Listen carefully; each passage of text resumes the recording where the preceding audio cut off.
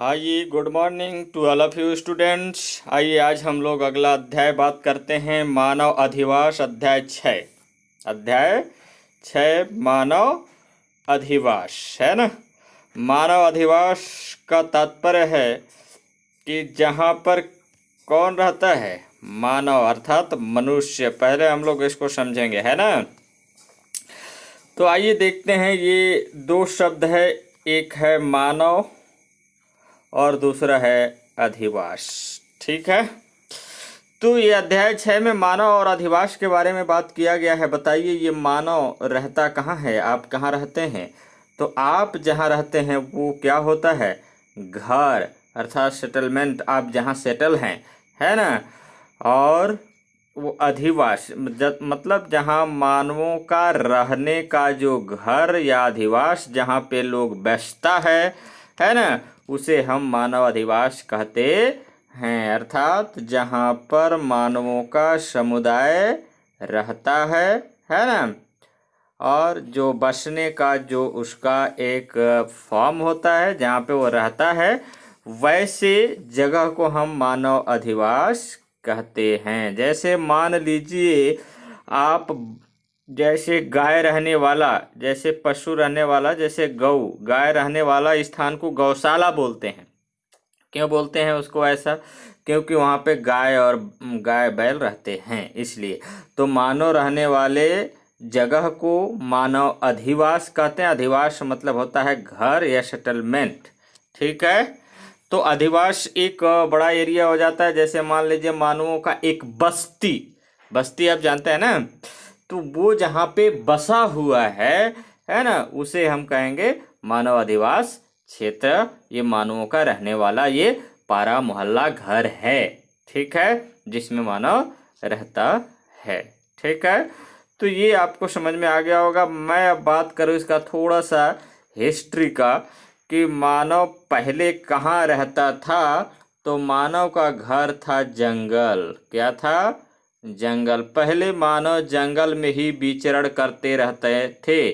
जंगल, तो पहले मानव जंगल में ही घूमता रहता था आदि मानव के रूप में। ठीक है, जब मानव का विकास धीरे धीरे होने लगा, ज्ञान होने लगा, आवश्यकताएं होने लगी, तब मानव कहीं जाकर के एक स्थायी रूप से निवास करने लगा। देखिए क्या होता है कि आप पिछले अध्याय में कृषि चैप्टर में आप पढ़े कि जब मानव विचरण कर रहा था, है ना, ऐसे ही घूम रहा था, कंद मूल खाता था, न वो कृषि कार्य करता था, और न आज जिस प्रकार सिस्टमेटिक रूप से अनाज उत्पादन किया जाता है वैसा कुछ नहीं कर रहा था। तब मानव जो है अपना पत्थर औजार से कई जंगली जानवरों को मारता था और उसे खाता था। ठीक है, उस समय जो है जंगल में मचान बनाकर रहता था। मचा बनाकर जानते होंगे, है ना, मचान बनाकर रहता, या तो कहीं गुफाओं में रहा करता था। ठीक है, तो ऐसे रहता था। तो वो उस समय का उन लोग का रहने का अधिवास समझ लीजिए जंगल ही था, रहने बसने का। मान लीजिए आज जानवरों का, जैसे शेर, भालू, हाथी, है ना, इस टाइप का है, तो उनका अधिवास कहाँ होगा? उनका रहने का घर जंगलों में होगा। ठीक है, तो ठीक उसी प्रकार मानव का भी था। तब मानव जब धीरे धीरे कृषि कार्य की ओर अग्रसर हुआ, और लोगों को जो है कृषि कार्य जैसे ही अग्रसर हुए, तो धीरे धीरे खेती किसानी होने लगा। तो उस अनाज को रखने के लिए, और उसको रखने के लिए क्या चाहिए? तो घर चाहिए, ताकि उसे सुरक्षित कर सकें, पानी से बचा सके। जैसे मान लीजिए आंधी पानी आएगा तो उससे बचाया जा सके ना, वही है। तो लोग कहाँ पे रहना स्टार्ट किए? तो नदियों के किनारे। नदियों के किनारे क्यों? क्योंकि पानी उनको आसानी से मिल जाता था, और वहीं पे उनका रहना बसना धीरे धीरे होने लगा, और घर बनाने लगे, और वो बस्ती होने लगा, और वो अधिवास उनका हो गया। तो अधिवास भी कई रूपों में भी आपको मिल जाएगा, ये सारी चीज़ें, है ना। तो चलिए हम लोग इसका डिटेल जानते हैं। और ठीक है, देखते हैं। अधिवास निर्माण की पहली कड़ी मकान है। अधिवास निर्माण की पहली कड़ी, पहले काम वो लोग क्या करते हैं? मकान निर्माण करेंगे, घर बनाएंगे, जिसके कार्य व संख्या के आधार पर, जिसके कार्य व संख्या के आधार पर मानव अधिवास जैसे गांव, पुरवा, नगर, कस्बा और महानगर का रूप ग्रहण करता है। तो गांव में बसने वाला ये ग्रामीण अधिवास हो जाएगा, पूर्वा में बसने वाला पूर्वा अधिवास, नगर में बसने वाला नगरीय अधिवास, कस्बा में बसने वाला कस्बा अधिवास और महानगर में बसने वाला महानगरीय अधिवास हो जाएगा। यानी वो कहाँ का अधिवास है, मतलब कहाँ का मानवों का रहन सहन है, तो वो है आपका शहरों का, महानगरों का। अब आपको लग रहा हो गांव तो समझ में आ रहा है, लेकिन ये पूर्वा क्या होता है? देखिए क्या है, ये गांव जो शहर से नगर से जो लगा हुआ है ना, तो उसका एक गांव का रूप ही है वो भी, लेकिन ये नगरों से नजदीक में होते हैं। ठीक है, ऐसा होता है। जैसे गांव है तो फिर गांव के बाद पूर्वा हुआ, पूर्वा के बाद नगर हुआ, नगर के बाद कस्बा हुआ, फिर महानगर हुआ। तो जिस सीक्वेंस में है, जैसे गांव से आप जाइए तो नगर के नज़दीक वाला को गांव को पूर्वा कहेंगे, फिर नगर कहेंगे, फिर नगर से थोड़ा सा उसमें जो है नगर से जनसंख्या कम होता है, कस्बा का भी। ठीक है, तो इस तरह से वहाँ होता है, और महानगर सबसे बड़ा नगर होता है। ठीक है, तो चलिए आगे हम लोग बात करते हैं। बहुत अच्छा टॉपिक है, और ये वार्षिक एग्जाम में कहा जाए तो बार बार पूछा जाता है। ये इतना इम्पोर्टेंट अध्याय है कि इस अध्याय से कभी क्वेश्चन छूटते नहीं हैं, है ना। तो देखिए, मकानों के निर्माण को प्रभावित करने वाले कारक, क्या बोल रहा है? मकानों के निर्माण को प्रभावित करने वाले कारक, अर्थात वो कौन कौन से ऐसे कारक हैं जो मकानों को प्रभावित करते हैं या मनुष्य को प्रभावित करते हैं कि हम वहीं पे मकान बनाएंगे। क्या ऐसा स्थिति है ना। देखिए, अब प्रभावित करने वाला में आप सिर्फ उसको ऐसा ना समझें कि वो सिर्फ हानिकारक होगा, उसमें लाभदायक, जैसे मान लीजिए कुछ ऐसे आकर्षक क्षेत्र होता है। जैसे हमको गांव से शहर आने के लिए शहर हमको प्रभावित करता है कि नहीं, शहर में सारी सुविधाएं उपलब्ध है, तो हम प्रभावित होकर के और हम शहर में बस जाते हैं, है ना। तो ठीक उसी प्रकार है कि जैसे विषुवत-रेखीय प्रदेश का ये मकान दिख रहा है, जो मकान आपको दिख रहा है ये वाला, ये कहाँ का मकान होगा? विषुवत-रेखीय, जहाँ पे ज़्यादा वर्षा होता होगा उस क्षेत्र का मकान है ये, है ना। ठीक है, तो आइए देखते हैं इसमें डिटेल और क्या बोल रहा है। मकानों के निर्माण एवं प्रकार पर, मकानों के निर्माण एवं प्रकार पर जलवायु का गहरा प्रभाव पड़ता है ना। जलवायु का गहरा प्रभाव पड़ता है। जलवायु मतलब मौसम की वह दीर्घकालीन दशा है जो लंबे समय तक रहता है। जैसे मान लीजिए वर्षा ऋतु, ग्रीष्म ऋतु, ठंडी ऋतु, एक क्या है? ये जलवायु का प्रभाव है। देखिए, मौसम हर क्षण बदलता है। जैसे मान लीजिए आज एक दिन का मौसम, जैसे मान लीजिए सुबह बारिश हो रहा था, दोपहर में जो है कड़ाके का धूप हो रहा था, शाम को ठंडा लगने लगा, रात को बारिश होने लगा। तो इस तरह से ये जो है मौसम पल पल चेंज होता रहता है, लेकिन जलवायु ऐसा पल पल चेंज नहीं होता है। जलवायु एक लंबा समय तक रहता है। ठीक है, तो आइए आगे देखते हैं। भूमध्य रेखीय प्रदेशों में जहाँ वर्षा अधिक होती है वहाँ लोग मचानों पर बने झोपड़ों में रहते हैं। शुष्क प्रदेशों में मिट्टी के मकान, शुष्क प्रदेशों में कहने का मतलब जैसे गर्मी का ऋतु, जैसे गर्मीय प्रदेश में, जैसे हमारा भारत तो शुष्क प्रदेश है, शुष्क और शीतोष्ण प्रदेश है। तो हमारे भारत में किसकी मकान बनेंगे? जैसे मिट्टी के भी मकान बने हुए हैं, है ना, पक्के के मकान भी बने हुए हैं। तो शुष्क प्रदेशों में मिट्टी के मकान, घास के मैदानों में तंबू, है ना, तंबू ताने हुए लोग रहेंगे, तथा टुंड्रा जैसे शीतल प्रदेश में बर्फ के बने मकानों में लोग निवास करते हैं। ठीक है, किसमें बने मकानों में निवास करते हैं? बर्फ के बने मकानों में लोग निवास करते हैं। ठीक है, तो ऐसा निवास करने का इनका एरिया है। देखिए, अब ये ध्यान आपको रखना है कि कहाँ के लोग कैसे कैसे मकानों में निवास करते हैं। ध्यान रखना कि विषुवत-रेखीय प्रदेश के लोग मचान पर बनाएंगे अपना घर, है ना। उसके बाद शुष्क प्रदेश के लोग जो है मिट्टी से घर बनाएंगे, पक्के घर भी बना लेंगे। लेकिन घास वाले प्रदेश के लोग तंबू डाल करके खामा लगा देंगे, चारों तरफ से प्लास्टिक वगैरह से बढ़िया तंबू बना करके और उसी में रहेंगे। टुंड्रा प्रदेश वाला तो शीत यानी बर्फ के मकान बनेगा उनका। किसका मकान बनेगा? बर्फीला मकान बनेगा, जिसे इग्लू कहेंगे, है ना। तो आइए देखते हैं आगे इसको प्रभावित करने वाला वो कारक कौन कौन है। मैं अलग रंगों से हाईलाइट कर दे रहा हूँ, ये आपको याद होना चाहिए बिल्कुल। पहला तापमान, वो तापमान कहाँ से मिलता है? सोलर यानी सूर्य से, ठीक है। फिर वायु की गति एवं दिशा, है ना, वायु की गति एवं दिशा। फिर वर्षा की मात्रा, कहाँ कितना ज़्यादा वर्षा हो रहा है। आर्द्रता आदि जलवायु के प्रमुख कारक हैं। क्लास 9th में आपने इसे पढ़ा भी है। प्रायः शीत एवं शीतोष्ण प्रदेशों में, शीत मतलब बहुत ठंडे प्रदेश में, शीतोष्ण कहने का मतलब कुछ ठंडा और कुछ गर्मी, मतलब ठंडा और गर्मी का मिक्सिंग रूप, मतलब न ज़्यादा ठंडा और न ज़्यादा गर्मी, है ना। तो शीतोष्ण प्रदेशों में प्रातःकालीन यानी सुबह सुबह के समय सूर्य की किरणों से लाभान्वित होने के लिए मकान का मुख्य द्वार किधर होते हैं? मुख्य दरवाजा जिसको कहते हैं, पूरब की ओर रखा जाता है। किधर रखा जाता है? पूरब की ओर रखा जाता है ना। उष्ण प्रदेशों में कड़ी धूप से बचने के लिए, उष्ण प्रदेशों में यानी जहाँ गर्मी क्षेत्र होगा उस प्रदेशों में, उससे बचने के लिए उसका मुख्य द्वार पर क्या होगा? छप्पर लोग डाल देते हैं। जैसे मान लो एक घर बना ऐसा, ठीक है, ये घर बन गया, है ना। अब ये ऐसे छवा गया, ये हो गया।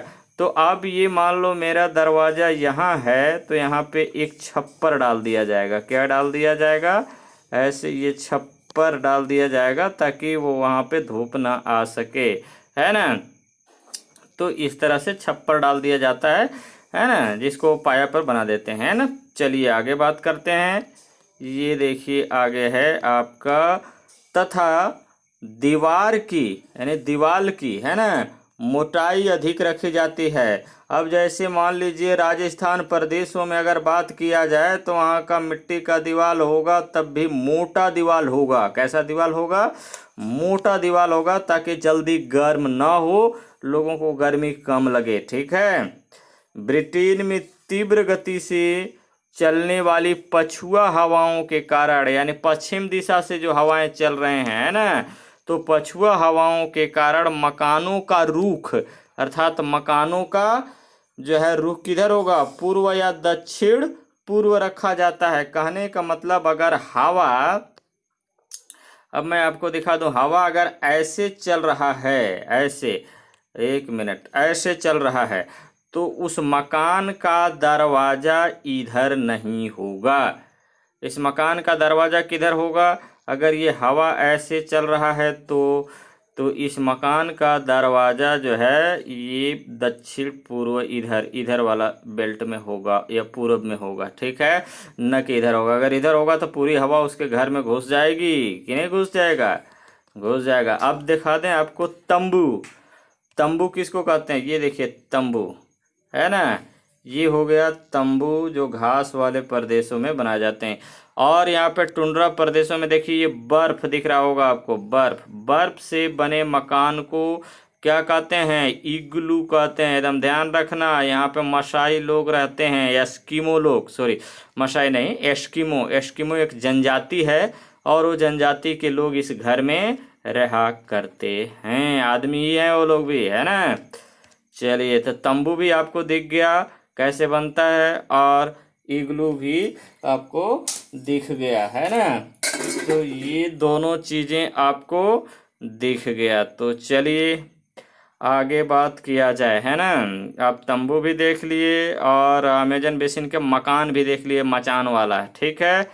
तो चलिए आगे हम बात करें। और अब देखिए, जहाँ वर्षा कम होती है, क्या, जहाँ वर्षा कम होती है वहाँ मकान की छत चौरस मतलब मकान का छत कैसा होगा? चरखूट होगा, ठीक है, इस टाइप का, है ना। और इस पर पानी रोकने के लिए जो है ये चौरस ऐसा होगा, ठीक है। और इस पर पानी रोकने के लिए चौरस, ताकि यहाँ बारिश होगा तो इसमें पानी रुकेगा। मैं आपको पिछले बार जब पढ़ा रहा था तो बताया भी था, है ना। तो मकान चौरस और अधिक वर्षा वाले भागों में मकान का छत कैसा होगा? ढलवां छत बनाई जाती है। दरवाजों और खिड़कियों पर छज्जे बनाए जाते हैं।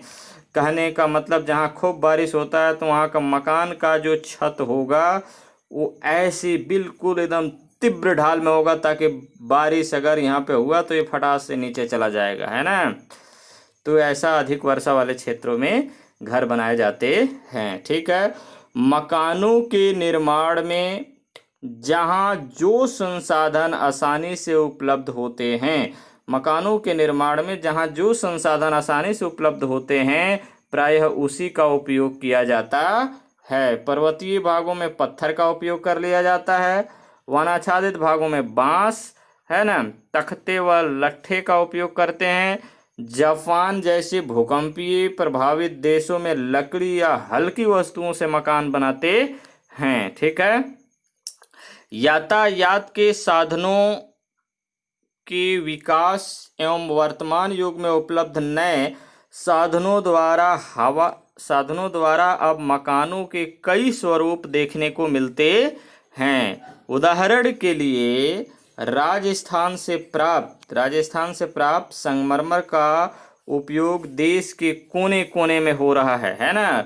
तो संगमरमर से क्या बनाया जाता है? जैसे मान लीजिए वो बलुआ पत्थर होता है, उसका उपयोग जो है संगमरमर, मार्बल वगैरह ये सब का उपयोग किया जाता है ना, घर में लगाने के लिए। ठीक है। टीन के चादर का उपयोग अधिक वर्षा वाले इलाकों में होता है। टीन के चादर बनाए जाते हैं, जैसे मान लो क्राकट आप देखे हैं ना, ठीक उसी प्रकार टीन का चादर बनाए जाते हैं। तो वैसे ही कहाँ पे इसका उपयोग किया जाएगा? जहाँ बहुत ज़्यादा वर्षा होगा, जैसे मान लो मेघालय, मासिनराम में बात कर ले, या विषुवतरेखीय प्रदेश वाले क्षेत्रों में। ठीक है। विषुवतरेखीय प्रदेश में बहुत ज़्यादा वर्षा होता है। ठीक है। मकानों के निर्माण में धरातलीय ऊंचावच का ध्यान रखा जाता है। धरातलीय ऊंचावच का ध्यान रखा जाएगा। मान लीजिए मैदानों में मकान साधारण सा बना दिया जाएगा, लेकिन अगर वो पहाड़ होगा और पहाड़ का ढाल मान लीजिए इस तरीके से होगा ऐसा, तो अब क्या होगा? यहाँ पे जो नींव खोदाएगा ये नीचे, तो ये नीचे वाला दीवार लंबा होगा और ऊपर वाला दीवार कैसा होगा? छोटा होगा। आप देख लिए ना। तो ये सभी चीज़ का ध्यान रखा जाता है। ओके। तो चलिए आगे हम बात करते हैं। और देखिए, पर्वतीय ढालों में कई स्तर पर मकान बनाए जाते हैं। निचले ढाल की दीवार ऊंची यानी अधिक ऊंची व पीछे की ऊंचाई कम होती है, जबकि मैदानी भाग में समान ऊंचाई की दीवारें होती है। आप देख लिए ना कि पर्वतीय की ढाल पर दीवार जो है ऊंचा नीचा होंगे, यानी कम होंगे, समान ढाल के नहीं होंगे, यानी समान दीवार का ऊंचाई समान नहीं होगा, लेकिन मैदानी भागों में दीवार समान ऊंचाई के होंगे। दलदली क्षेत्र में नींव गहरी व पक्की होती है। दलदली क्षेत्र जहाँ होगा वहाँ का नींव कैसी होगी? गहरी भी होगी, बहुत ज़्यादा नीचे भी होगा और पक्की भी होगा, है ना। तो ऐसा क्षेत्र होंगे। उसके बाद आइए सुरक्षा के लिए सुरक्षा गार्ड जो लगते हैं ना, आर्मी, है ना। ठीक है। ये सुरक्षा, गोपनीयता, एकांतता मकानों के निर्माण में महत्वपूर्ण होते हैं। जैसे मसाई अपनी सुरक्षा का ध्यान रखकर कराल का निर्माण करते हैं। किसका निर्माण करते हैं? कराल। तो वो कराल भी एक, जैसे जिस प्रकार आपने देखा इग्लू, ठीक उसी प्रकार मसाई लोग या अफ्रीकी प्रदेश में कराल का निर्माण करते हैं और उस पर तीर धनुष चलाता हुआ आदमी का जो है चित्र बना देते हैं, ताकि जो है कोई जानवर आने से डरे, है ना। वो कराल का निर्माण करते हैं। वर्तमान में भूमिगत कमरे भी बनने लगे हैं। भूमि के नीचे भी कमरे बनने लगे हैं, जो बहुमूल्य वस्तुओं को रखने और गोपनीयता के दृष्टिकोण से महत्वपूर्ण होते हैं। ठीक है। उसके बाद है आवास का आकार, प्रकार व सजावट निर्माणकर्ता की संपन्नता का प्रतीक है। यानी आवास का आकार कैसा होगा, उसका प्रकार व सजावट कैसा होगा, निर्माणकर्ता की संपन्नता के प्रतीक है। माने जो लोग संपन्न होंगे वो अच्छे से अपना घर मकान बनाएंगे, है ना। आर्थिक रूप से संपन्न व्यक्ति स्थानीय निर्माण सामग्री के अतिरिक्त अन्य सामग्री बाहर से मंगा लेते हैं, लेकिन जो पैसे से कमजोर व्यक्ति हैं वो लोग ऐसा नहीं कर पाते हैं, उतना सजावटी युक्त घर नहीं बना पाते हैं ना। सामाजिक मान्यताओं के अनुरूप है ना, सामाजिक मान्यताओं के अनुरूप आवास निर्माण में एक भाग पुरुषों के लिए, दूसरा भाग महिलाओं के लिए होता है। जहां परंपराएं व मान्यताएं पुरानी है, इसी प्रकार भारत में वास्तुकला के अनुसार मकान निर्माण की परंपरा है। ठीक है, क्या बोल रहा है? दूसरा भाग है महिलाओं के लिए होता है। जैसे क्या बोल रहा है कि जहाँ परंपराएं मैं पुरानी समय से आ रहा है, जो व्यवस्था मान्यताएं पुरानी है ना, इसी प्रकार भारत में वास्तुकला के अनुसार मकान निर्माण की जाती हैं। जैसे मान लीजिए इतिहास में पिछले बार आपने वास्तुकला के बारे में पढ़ा। जो वास्तुकला का मतलब है कि उसमें आकार चित्र वगैरह देना, जो कि उस समय कैसे बनाए जाते थे घर, है ना, गुंबद योग, ये सब क्या वास्तुकला। ठीक है, उस समय का बनाए गए मकानों का आकार। तो आज हम लोग यहीं तक रखते हैं, बाकी हम लोग कल पढ़ेंगे ग्रामीण अधिवास। आज हम लोग इसके परिचय के बारे में जाने हैं, अगले दिन हम लोग इसका आगे प्रकार के बारे में जानेंगे, जैसे ग्रामीण अधिवास का क्या प्रकार